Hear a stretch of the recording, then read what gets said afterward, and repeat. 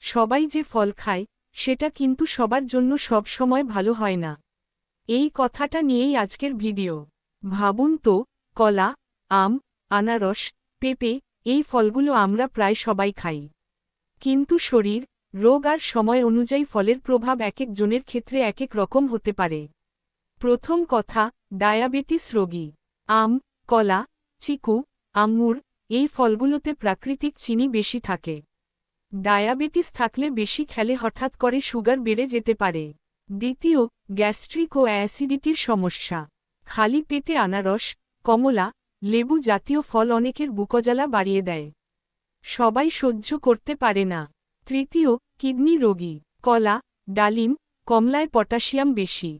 কিডনির সমস্যা থাকলে এই ফলগুলো সীমিত বা বন্ধ রাখতে হয়। চতুর্থ, অ্যালার্জি সমস্যা। কেউ কেউ পেঁপে, স্ট্রবেরি বা আনারস খেলে চুলকানি, ফোলা বা র্যাশে ভোগেন।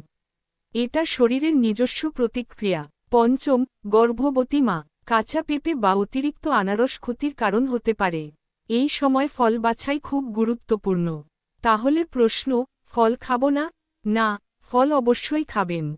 কিন্তু নিজের শরীর, রোগ আর সময় বুঝে খাবেন। সবচেয়ে ভালো উপায়, একই ফল বেশি না খাওয়া। খালি পেটে সব ফল না খাওয়া। আর সমস্যা থাকলে ডাক্তারের পরামর্শ নেওয়া।